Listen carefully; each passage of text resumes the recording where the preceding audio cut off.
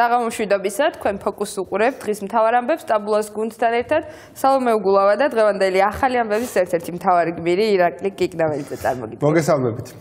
დღეს საქართველოს პრემიერ-მინისტრმა მთავრობის 1 წლის საქმიანობა შეაჯამა. წინა პრესკონფერენციებისგან არც დღევანდელი იყო დიდად განსხვავებული პროვოკატორი ჟურნალისტები და ნაციონალურ მოძრაობაში მომზადებული კითხვები. ირაკლი ღარიბაშვილი კითხვებს, რომლებზე პასუხის გაცემაც ან არ სურს, ან არ შეუძლია, ასე არიდებდა თავს. ტაბულას კითხვას არის თუ არა ვლადიმირ პუტინი საქართველოსა და უკრაინის საერთო მტერი პრემიერმა რამდენჯერმე მოუბრუნდა, თუმცა პასუხი მაინც არ გაუწია. სამაგიეროდ ის მზადა პუტინს შეხვდეს, მისი თქმით, ამას კარგი დაგეგმვა და მომზადება სჭირდება, რომ შედეგიანი იყოს.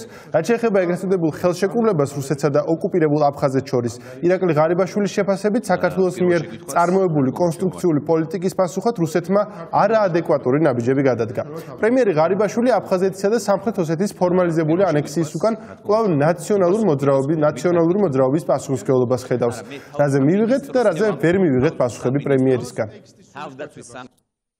თქვით რომ ქართული საქმე არის ჩვენი საქმე და ჩვენ ვართ აბსოლუტურად გამიჯნულები უკრაინაში ომთან დაკავშირებით. ბატონო პრემიერო, რას ნიშნავს უკაცრავად? თქვენ დღეს თქვით რომ ქართული საქმე არის ჩვენი საქმე და ვართ აბსოლუტურად გამიჯნულები უკრაინის ომისგან რუსეთთან.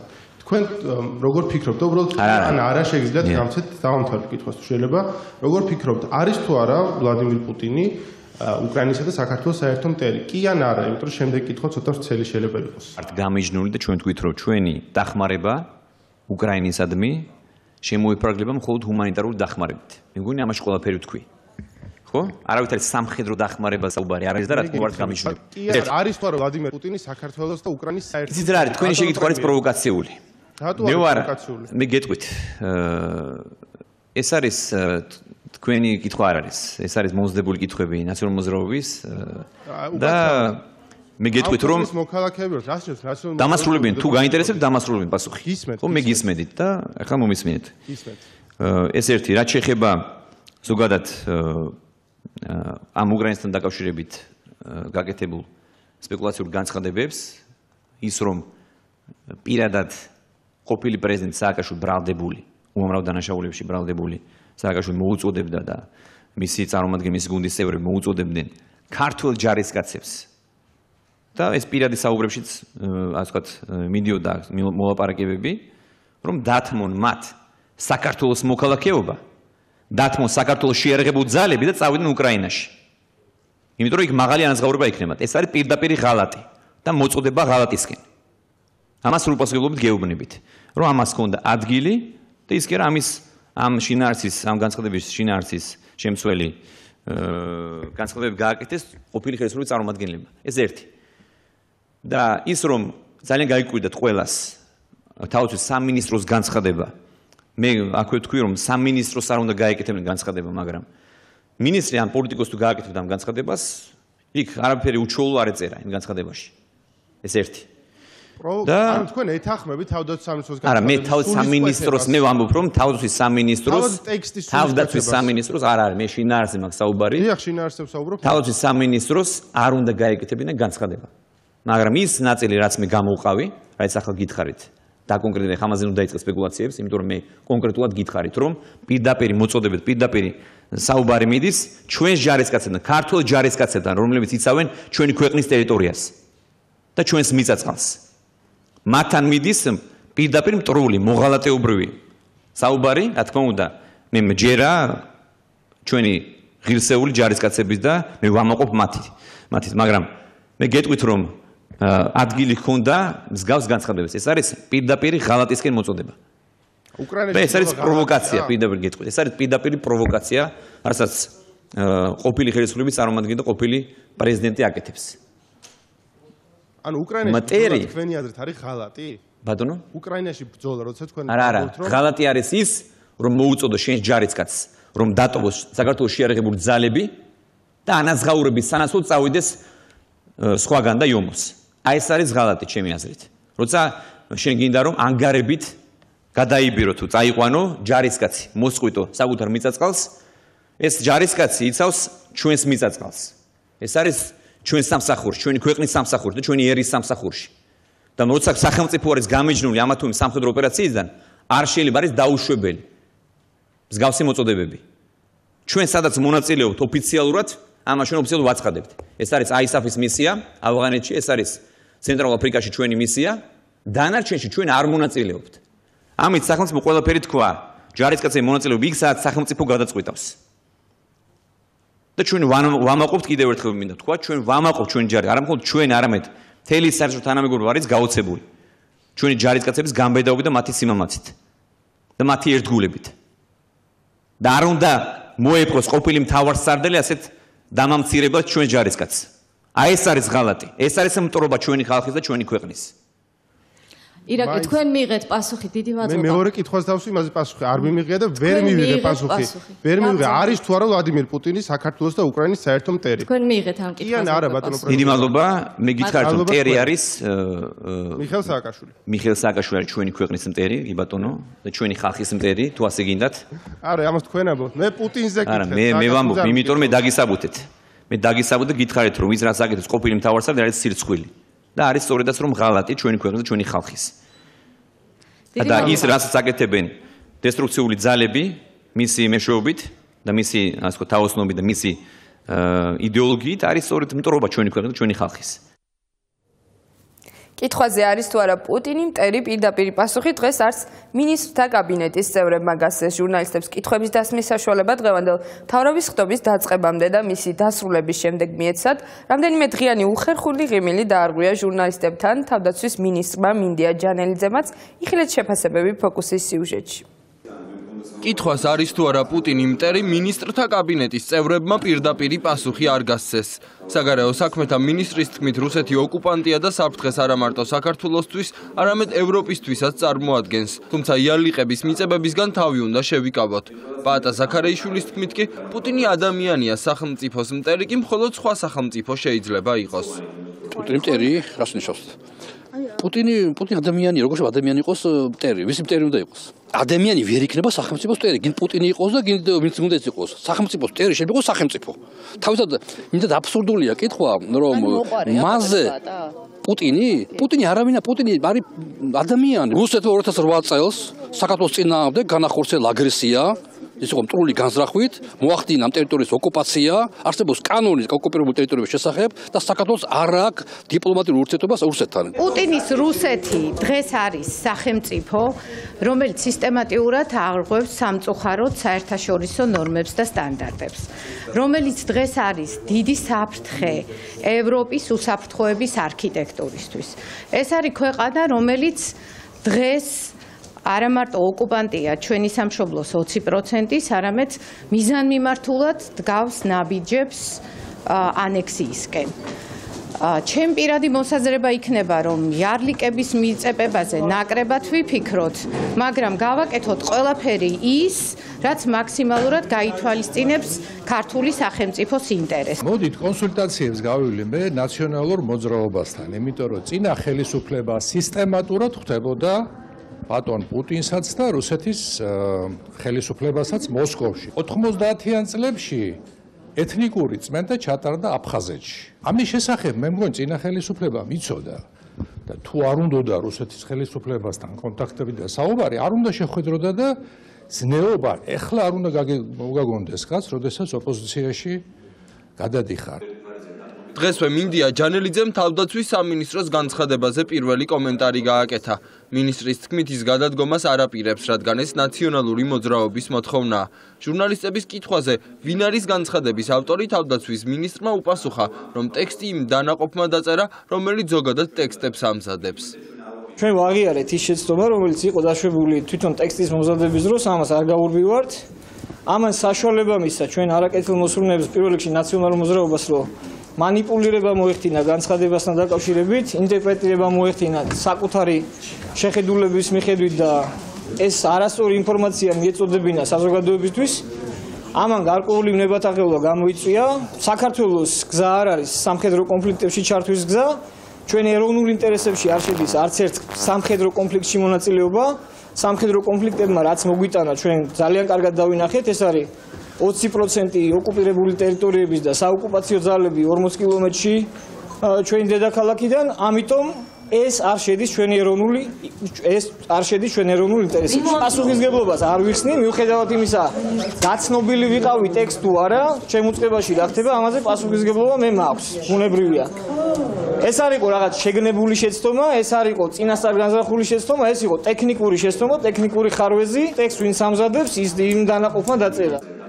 მთავრობის წევრებმა ერთიან ნაციონალურ მოძრაობასთან ურთიერთობის შესახებაც ისაუბრეს და თქვეს, რომ ყოფილი სახელისუფლებო პარტიის საკითხი დღის წესრიგიდან ვერ მოიხსნება, რადგან მათ 9 წლის განმავლობაში ბევრი შეცდომა დაუშვეს. სანამ 9 წლიანი დამანგრეველი ნაციონალური მოძრაობის 9 წლიანი დამანგრეველი მოღვაწეობის შედეგები არ იქნება აღმოფხრილი. და ერთ-ერთი შედეგი არის ანექსია და სრული ოკუპაცია სამხრეთ ოსეთის და აფხაზეთის.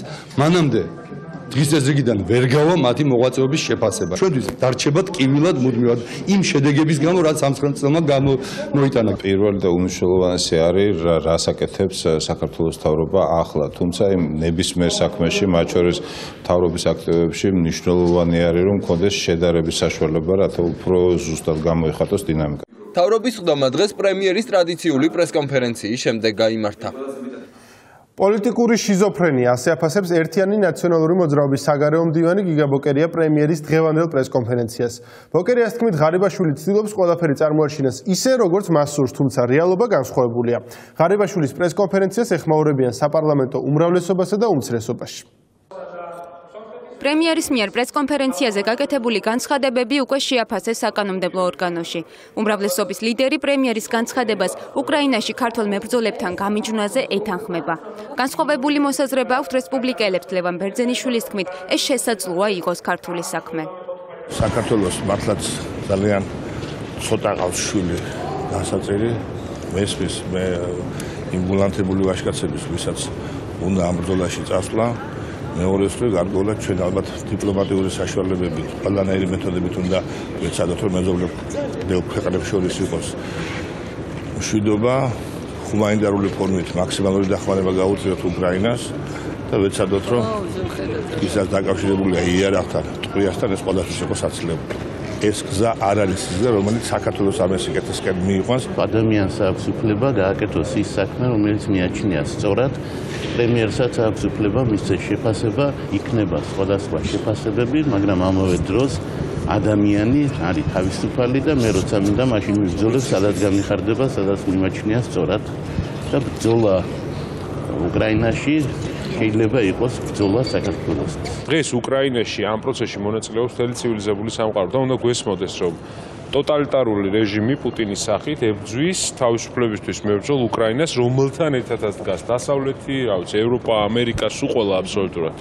და ამ დროს საქართველო ამბობს, რომ მე არ მაინტერესებს ეს ყველაფერი, მე არ ვერთვები ამ პროცესში და მე არ მაწუხებს ეს საკითხები. ეს ჩვენთვის შესაძლებლობაა, რომ ახლო მომავალში შეიძლება პატარა ფანჯარა გაგვიჩნდეს, ტერიტორიული მთლიანობა აღვადგინოთ, როგორც იქნა რუსეთის პრობლემა მოვაგვაროთ, როგორც ასეთი. და ამ დროს ჩვენ რაშვებით ველაქუცებით რუსეთს.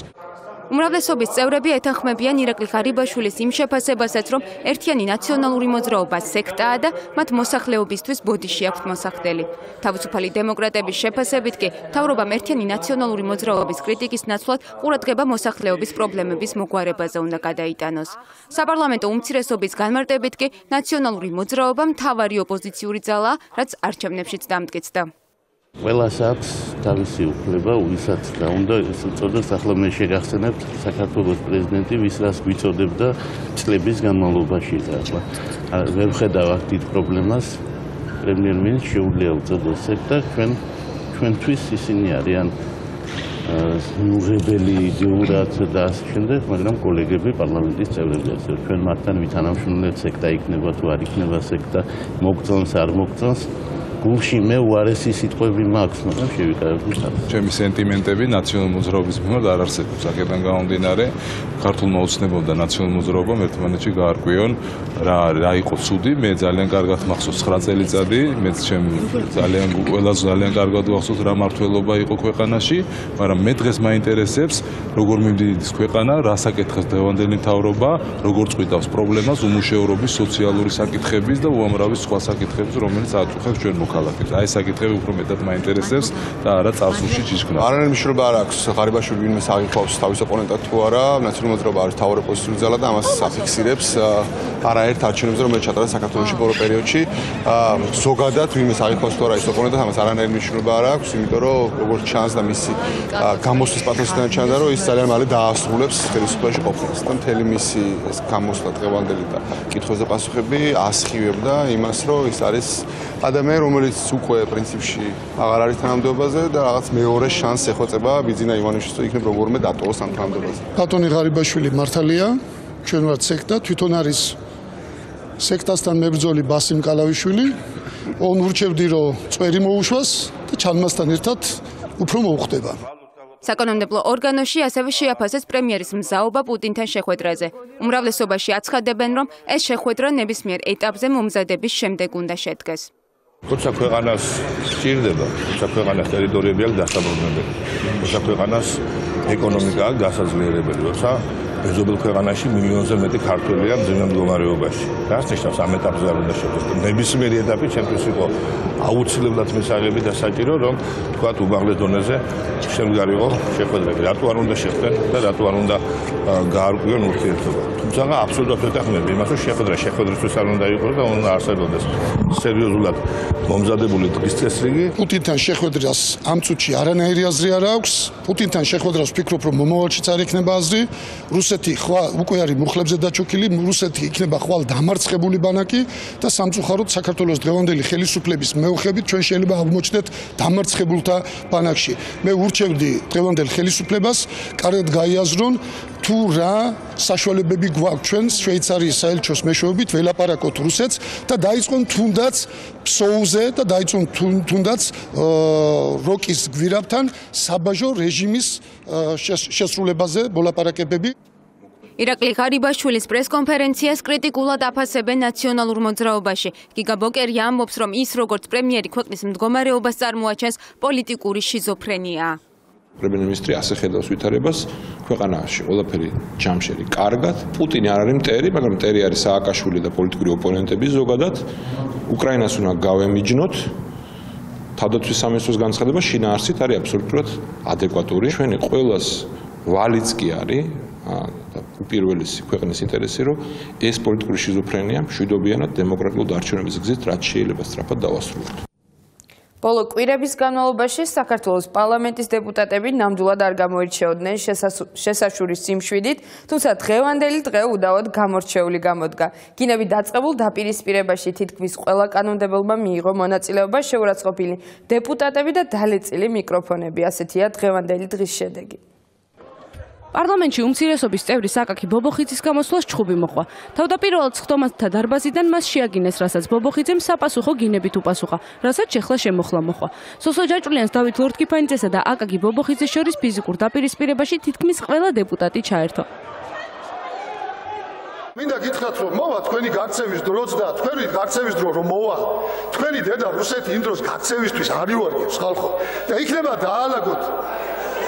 ვინ რა თქვა დედა ვის თქვა და თქვენი დედა კითხვა იცოდეთ ბოდიშვილი საქართველოს მოსახლეობასთან. თქვენ თუ გონიათ ვინმეს ამას დაგითმობთ რა. აიყვანეთ გარეთ.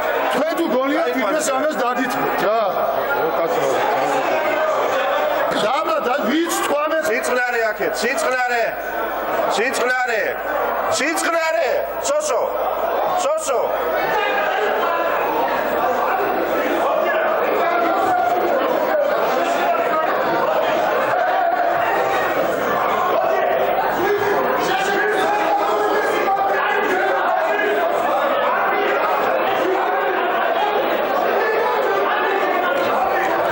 შესვენება სხდომაზე.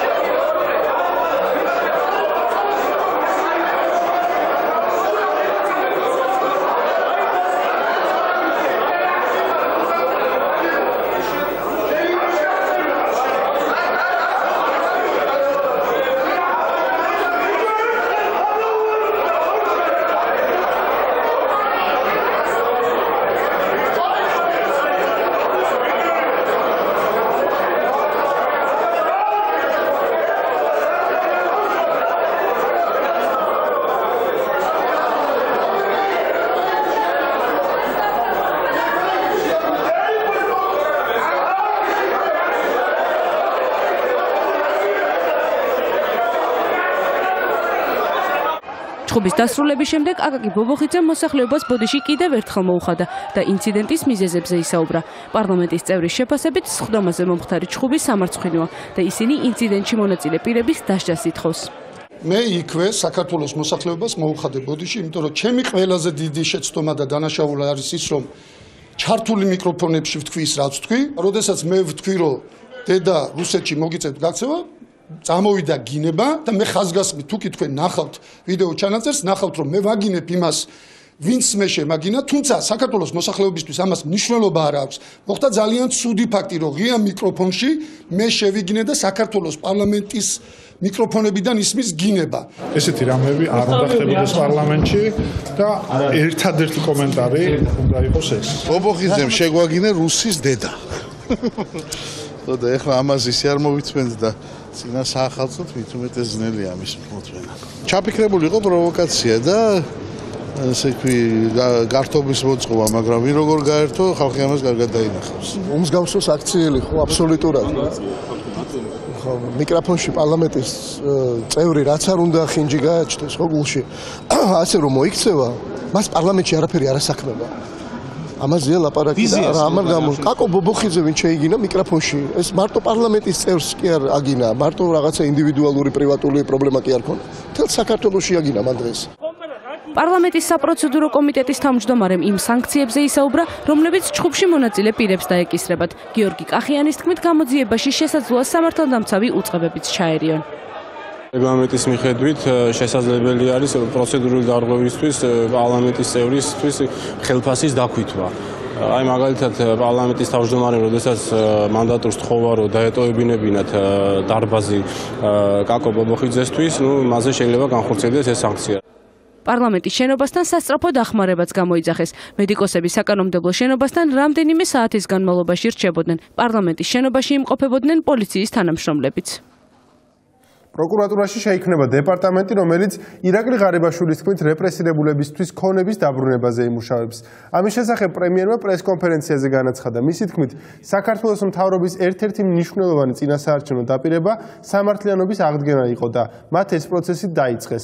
პრემიერმა თქვა, რომ აღნიშნულთან დაკავშირებით კონკრეტულ გეგმას საზოგადოებას თებერვლამდე წარუდგენს. საკმაოდ შრომატევადი იყო ის საქმიანობა, რომელიც ჩაატარა პროკურატურამ ამ წლების განმავლობაში, განსაკუთრებით დაჩქარდა პროცესი ბოლო პერიოდში, რისთვისაც მე მადლობა მინდა გადაუხადო მათ. შეიქმნება პროკურატურაში სპეციალური დეპარტამენტი ან სამმართველო ქონებების დაბრუნებასთან დაკავშირებით, ასე რომ კიდევ ერთხელ მე გეტყვით, რომ თებერვლამდე ჩვენ წარუდგენთ საზოგადოებას და ამ დაზარალებულებს კონკრეტულ გეგმას, თუ როგორ მოხდება ამის კომპენსირება. პრემიერმა ღარიბაშვილმა დღევანდელ პრესკონფერენციაზე ეკონომიკური ზრდის ტემპზეც ისაუბრა. მთავრობის მეთაური ამბობს, რომ საქართველო მეორე ადგილზეა ეკონომიკის ზრდის კუთხით. ღარიბაშვილის ეს განცხადება მცდარია, თუ რატომ ამას ფოკუსის სიუჟეტში იხილავთ. დღეს მედიასთან შეხვედრაზე საქართველოს პრემიერმა საქართველოს ეკონომიკურ ზრდაზე ისაუბრა. მისი შეფასებით საქართველოს ეკონომიკური ზრდა რეგიონის ქვეყნებს შორის ყველაზე მაღალია. ასევე პრემიერმა განაცხადა, რომ საქართველოს მსოფლიო ბანკის წევრ ქვეყნებს შორის მეორე ეკონომიკური ზრდა აქვს. ქვეყანაში არის 5%-იანი ზრდა ეკონომიკის. ურთულეს ვითარებაში, რეგიონში და მსოფლიოში. რეგიონში ვართ პირველ ადგილზე ეკონომიკური ზრდის მაჩვენებლებით და მსოფლიო ბანკის ქვეყნებს შორის მეორე ადგილზე. მსოფლიო ბანკის მონაცემებით საქართველოს მთლიანი შიდა პროდუქტის ზრდის ტემპი არ არის მსოფლიოში მეორე ადგილზე. მსოფლიო ბანკის კლასიფიკაციით საქართველო აღმოსავლეთ ევროპისა და ცენტრალური აზიის განვითარებადი ქვეყნების ჯგუფში შედის, სადაც რამდენიმე ქვეყანას, მათ შორის ყირგიზეთსა და უზბეკეთს საქართველოზე მაღალი ეკონომიკური ზრდა აქვს. საქართველოს გადასახადების გადამხდელთა კავშირის თავმჯდომარე გიგლა მიქაუტაძის შეფასებით საქართველოსთვის 5%-იანი ზრდა საკმარისი არ არის და ქვეყანას მინიმუმ 7 ან 8%-იანი ზრდა ესაჭიროება. რატო გასული წლების ეკონომიკურ ზრდას მიაღწიოს. 5% ეკონომიკური ზრდა რა თქმა უნდა უკეთესია ვიდრე შარშანდელი შედეგი, თუმცა ეს რა თქმა უნდა არ არის საკმარისი ჩვენაირი ღარიბი ქვეყნისთვის. საქსტატის მონაცემებით წელს ყველაზე სწრაფად ეკონომიკა წლის პირველ კვარტალში გაიზარდა, როდესაც ეკონომიკურმა ზრდამ 7.2% შეადგინა. მეორე კვარტალში ზრდა 5.2% იყო, ხოლო მესამე კვარტლის ეკონომიკური ზრდა კი 5.6% შეადგენს. ჟურნალისტებთან შეხვედრის უკვე დასასრულს პრემიერმა ღარიბაშვილმა საყდრისი ყაჩაღიანის საბადოს ამუშავებასთან დაკავშირებით გააკეთა განცხადება. მთავრობის მეთაური ამბობს, რომ ის 3000 ოჯახის წევრების სახლში გაშვებაზე პასუხისმგებლობას ვერ აიღებს. ერთიანი ნაციონალური მოძრაობა საყდრისზე მიმდინარე სამუშაოების დაუყოვნებლივ შეჩერებას ითხოვს. საპარლამენტო უმცირესობა ბიუროს ხდომაზე ცვლილებების შეტანას ამ საკითხზე უკვე ინიცირებულ დადგენილებაში ითხოვდა, თუმცა პარლამენტმა ის არ დაარეგისტრირა. საყდრისთან დაკავშირებული მოვლენები დღევანდელი ბიუროს ერთ-ერთი მთავარი საკითხი იყო. მოუწოდებთ მთავრობას სასწრაფოდ შეწყვიტონ სამუშაოები საყდრისზე.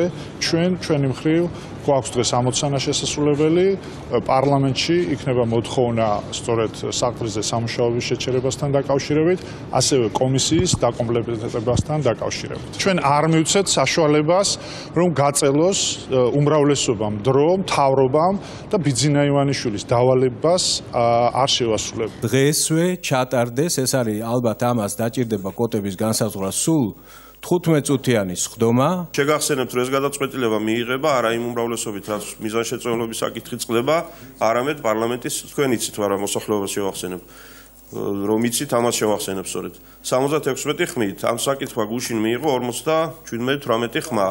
ესე იგი, ინიციატორებს თუ გაქვთ, ესე ვთქვათ, განცდა და არ ვიცი, პირობა, იმედი კოლეგების მხრიდან რომ მოიმატებს, ესე იგი დაახლოებით 30 კაცით ეს მხარდამჭერთა რიცხვი დღესვე და დღესვე მოვასწრებთ ამ ყველაფერს და თავმჯდომარე და ყველაფერი, მაშინ კი ბატონო. არსებობს თუ არა კონსენსუსი და საჭირო ხმების შეთანხმება არსებობს თუ არა, არანაირი პრობლემა მასთან დაკავშირებით არ არის, ეხლავე შემიძლია თქვა, 18 ხმა იქნება თუ 20 ხმა იქნება საჭირო, ნაციონალური მოძრაობის სამი ფრაქცია უზრუნველყოფს იმას, რომ ეს ხმები იყოს. თუ ეს საკითხი დროზე დავიწყოთ პროცედურები, რომლებიც არის გასავლი, რომ დროზე მივიდეთ ამ კენჭისყრამდე. როგორ შეიძლება რომ ამ საკითხის ესეთი ფორსირებით გაკეთება? მე წარმოუდგენლად მიმაჩნია მე თუმეტეს 58 ხმა 57 თუ რაღაცას ვაკეთებ თქვენ მაინც ლაზათიანად გაკეთეთ ეს როგორც და ამ საგანგებო თემას შეეფერება წარმოუდგენელია რომ დღეს ამ საკითხთან დაკავშირებით ჩვენ ახალი ცეცხლი ავანთოთ ახალი დაჯახება მივიღოთ და ასე შემდეგ. საყდრისი ყაჩაღიანის ტერიტორიაზე კომპანია RMG-ისთვის მუშაობის გაგრძელებისთვის პირობების შექმნას აპირებს საქართველოს პრემიერ-მინისტრი ირაკლი ღარიბაშვილი. მისი თქმით, ის ვერ და არ აიღებს პასუხისმგებლობას კომპანიაში მომუშავე 300,000 ოჯახის წევრების სახლში გაშვებაზე. თუ გნებავთ შევინარჩუნოთ არქეოლოგიური ობიექტი, დავაკონსერვოთ და 13 ოჯახი გაუშვოთ ზაგრებში. მე ამის პასუხისმგებლობას ვერ ავიღებ და არ ავიღებ. მე ვიღებ პასუხისმგებლობას ამ 13 ოჯახს მე დავიცავ. და დიახაც შევუქმნით იქ პირობებს, რომ გააგრძელონ კომპანია მუშაობა და გააგრძელოს ამ 13 ოჯახმა მუშაობა. თუ რაიმე კანონდარღვევა, სამართალდარღვევას ქონდა ადგილი, ამას გამოიკვლევენ. გაარკვევენ. არსებობს პროკურატურა, არსებობს პოლიცია, არსებობს კულტურის სამინისტრო. ჯერ აცადეთ ამ ხალხს, ამათ გამოიკვლევენ. რატომ ჩქარობენ პოლიტიკოსები? რატომ იღებენ გაუაზრებელ გადაწყვეტილებებს? საყდრისი ყაჩაღიანის მოვლენებთან დაკავშირებით საგამოძიებო კომისიის შექმნას პარლამენტმა მხარი 58 ხმით 14-ის წინააღმდეგ გუშინ დაუჭირა. ფოკუსი პირდაპირ ეთერში, მოკლეს სარეკლამო ჭრის შემდეგ დაბრუნდება.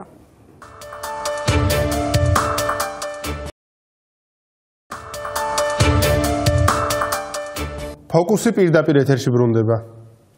როგორც ჩანს, გადაწყვეტილება სამხრეთ ოსეთის რუსეთის შემადგენლობაში შესვლის შესახებ მიღებული ასეთი შეფასება მისცა ტვიტერის საკუთარ გვერდზე ახო მოსკოვის მთავარმა რედაქტორმა ალექსეი ვენედიქტოვმა ცხინვალსა და მოსკოვს შორის გასაფორმებელ ხელშეკრულებას მოკავშირეობისა და ინტეგრაციის შესახებ, როგორც რუსული მედიისთვის გახდა ცნობილი, ხელშეკრულების თანახმად ცხინვალის ძალოვანი უწყებები, მათ შორის ეგრეთ წოდებული ჯარი და სპეცსამსახურები რუსეთის შესაბამისი სტრუქტურების შემადგენლობაში შევა. ხელშეკრულებას სავარაუდოდ იანვარში მოეწერება.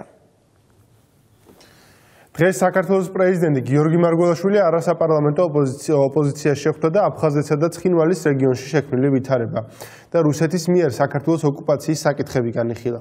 საქართველოს პრეზიდენტის მრჩევლის საგარეო საკითხებში თენგიზ ფხალაძის თქმით, პრეზიდენტი მზაობას გამოთქვამს რუსეთის პრეზიდენტთან შესახვედრად, თუ კი საუბარი ოკუპირებულ ტერიტორიებში შეეხება, მაგრამ დღეისთვის ამაზე დიპლომატიური სამზადისი არ მიმდინარეობს. ქვეყნის პირველმა პირმა მსგავსი შეხვედრები უკვე გამართა, როგორც საპარლამენტო, ისე არასაპარლამენტო ოპოზიციასთან. იმ ვითარებაში, როდესაც რუსეთის ფედერაცია დგავს ნაბიჯებს საქართველოს ტერიტორიის ანექსიისადმი, ძალიან მნიშვნელოვანია საქართველოს პოლიტიკურ სპექტრთან შეხვედრა, იმასთან დაკავშირებით, რომ ჩამოყალიბდეს ერთიანი კონსოლიდირებული პოზიცია იმ ნაბიჯების შესახებ, რაც უნდა გადადგას საქართველოს როგორც სახელმწიფო. და ამას ემსახურებოდა ეს შეხვედრა, გამოითქვა ბევრი განსხვავებული აზრი, მაგრამ სწორედ აი ამ აზრების შეჯერებისათვის არის მოწოდებული ეს ფორმატი, რომელიც ასევე გაგრძელდება მომავალში.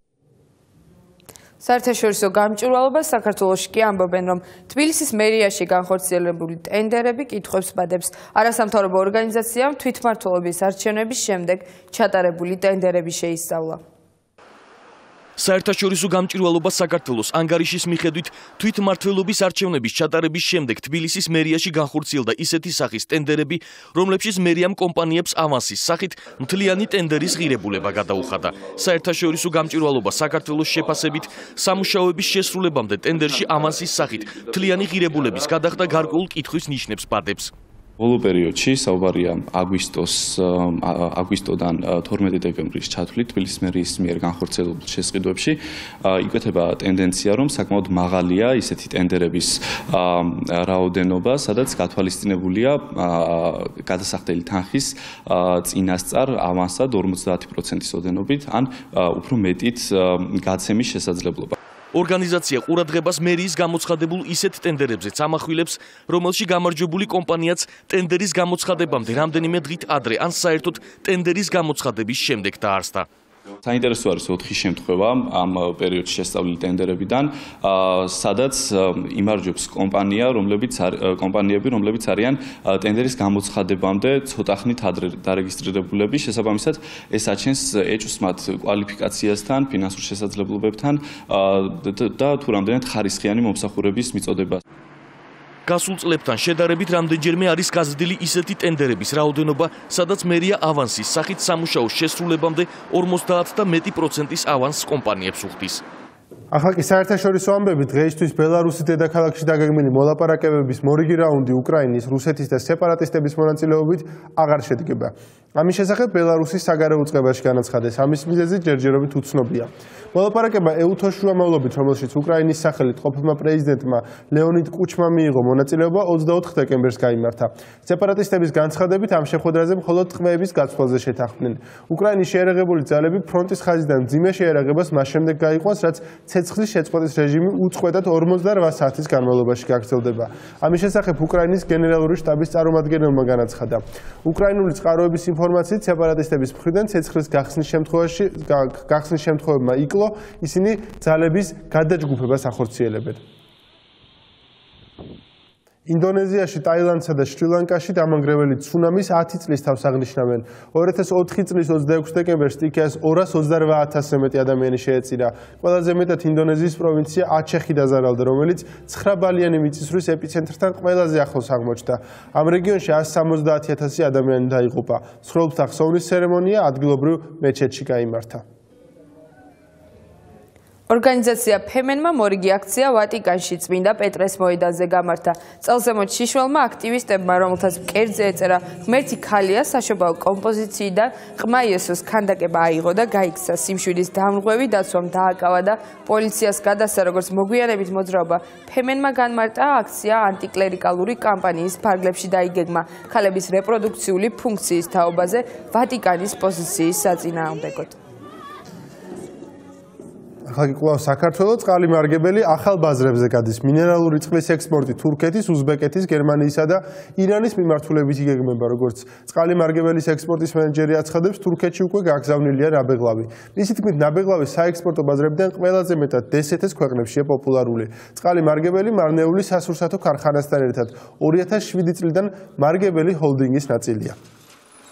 წლების მანძილზე ჩვენ მოახდინეთ გადაიარაღება, რაც კი იყო ყველაფერი პროგრესული ტექნოლოგიები შევიძინეთ ევროპაში, დაუკავშირდით ესეთი ლიდერი კომპანია, რომელიც არის კრონესი გერმანიაში, რომელსაც აქვს საუკეთესო ჩამომსხმელები. ალბათ კავკასიაში ვიყავით პირველები, ვისაც ჰქონდა კრონესის ხაზები. და რა თქმა უნდა, ამ ყველაფერმა ხარისხზე იმოქმედა. ნელ-ნელა ჩვენ ვითვისებთ სხვადასხვა ბაზრებს. ეს ძალიან სწრაფად არ ხდება, იმიტომ რომ დიდი ინვესტიციების ჩადება არის საჭირო ნებისმიერ ახალ ბაზარზე რომ შევიდეთ. მაგრამ გამოფენებში მონაწილეობით და ბაზრის შესწავლით ახალ კავშირებს ვამყარებთ და ვითვისებთ ნელ-ნელა ახალ ბაზრებს.